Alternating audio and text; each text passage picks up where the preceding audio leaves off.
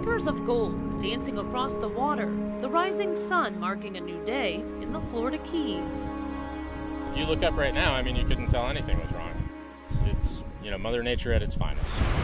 She was not so kind weeks ago, anything but when Hurricane Irma came barreling through, leaving behind a paradise broken, the pieces piled high on the sides of roads and in front of homes now unlivable, at least for the time being. A look back up at the sky and another sight to behold, this time a plane landing at the Marathon Airport. On board volunteers hoping to put those pieces back together. When something like this happens, I mean, it's our time to step up and be there for people. How you doing, Emily? These men are firefighters from Sarasota up through the Bay Area, flying down on their days off. Yeah, they'll bring in 5, 6 at a time. Those guys will work for 24, 48 hours, and then off they go. Driving from key to key, it's clear the team has their work cut out for them. Led by Monroe County firefighter David Reeves, they stop at this home on Falcon Lane. Let's take a look. I understand we've got some mold issues here. And with that, they get down to it. Wheelbarrow after wheelbarrow, full of debris, still washing up from the canal during high tide. Homeowner Gregory Salvechis can't sit still, even with a bandaged foot, infected after he stepped on a nail while trying to clean up by himself. The 78-year-old says he isn't used to being on this end of things. I used to be the handyman for the whole neighborhood. Yeah. Everybody, something needs it. Gregory has it. Take that whole piece, Chris. Now these younger guys, as Gregory calls them, are taking over. Get it up. While the volunteers keep working, I want to take a moment to show you one of the major issues they keep running into. Take a look at the wall over here. This is the water line, easily 4 feet tall, and while this side of the wall looks relatively good, you can bet there's mold on the other side, meaning it's all gotta go. As soon as we pull it down, this is what's inside the wall. So obviously you see how black and how it's been growing for the last 3 weeks. Gregory's wife Dolores looks on as the drywall and much of the ceiling is carted away. I just want to cry. It's a disaster. Every single house that we go to, that's exactly what happens. It's overwhelming to the point where people are ready to completely walk away from this life. I want to thank you guys so much. You are fantastic. You are great. Thank you very much. Yeah, we got you. I appreciate it. Yes, sir. Me and my wife. Yes, sir. We've been here, 23 years and never seen anything like you guys done. To be able to pick someone up, after they've been turned on their ear. Thank you for being a good man to our community. Leaving one house and on to the next. Plenty more to be done before the sun paints the sky again. This time marking the end of the day in a paradise not so broken after all. In the Florida Keys, Kate McVeigh, Spectrum News.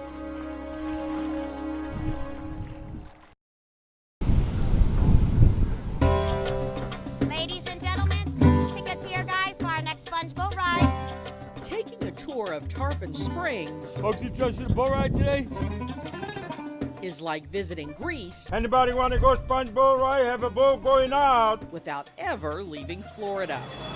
A mix of the showy and the cultural. Whoopa! A place where you could climb on a boat. Welcome aboard. And soak up history. Whoa. In a city known as the sponge capital of the world. It's an industry dominated by the Greeks here. But dive in deeper and you'll find African Americans were among the first spongers in the region. They were called hookers for the techniques they used. What they did in the early days before the Greeks came, sponges were harvested entirely by hooking them with a long hook from dinghies. The city's curator of arts and historical resources, Tina Bukovalis, says, in the early 1900s, Greek immigrants arrived in waves. Using diving methods, they were able to harvest 5 times as many sponges, eventually taking over the docks.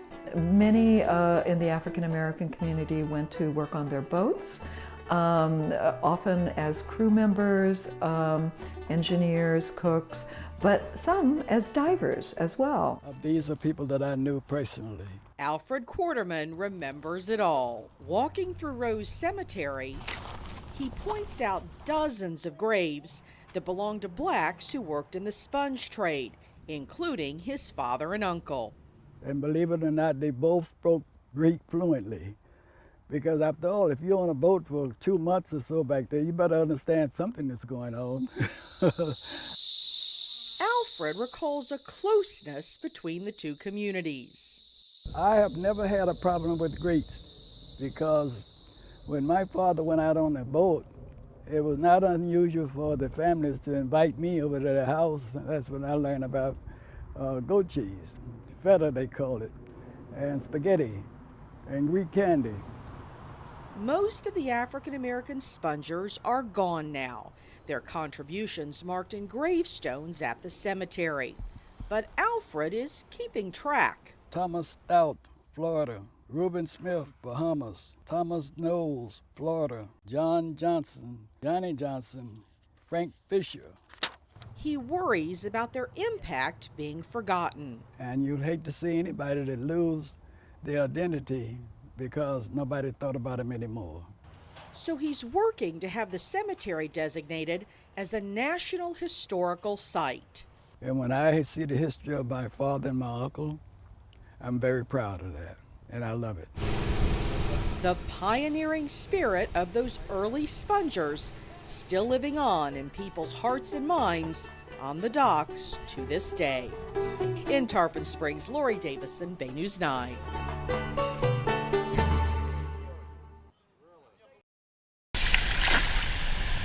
Yeah, baby! South Florida has a vibe all its own. Laid back. Amazing. Fantastic. The weather is warm. Fun in the sun. The water is clear. The ocean's as blue as you can imagine. And the beaches are full. Yeah, baby! Super happy. No worries in the world. But 25 years ago, an unwelcome guest named Hurricane Andrew crashed the party. Yeah, it was hard. It was very hard. Bill Zinn and his wife Sandy look back on August 24th, 1992 with a mixture of pride and pain. I don't think I ever cried as much as I did following this storm.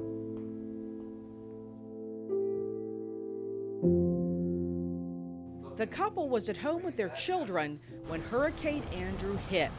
As the family huddled under a mattress, their son Ian rolled on a tape recorder in his pocket. Holy shit! The roof just came off.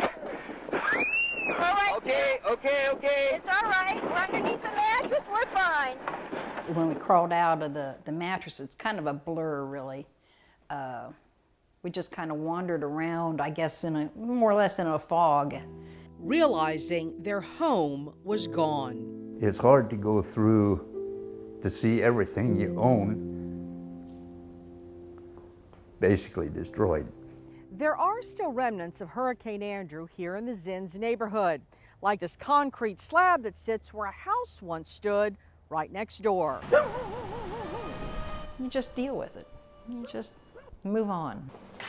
For the Zinns, moving on didn't mean moving away.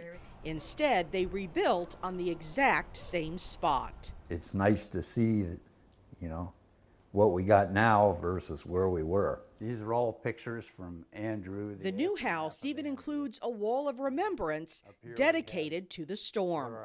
We stuck together and we made it. Just as the Zinns survived, so did South Florida, giving them reason to celebrate a community even stronger than before. In Miami-Dade County, Lori Davison, Bay News 9.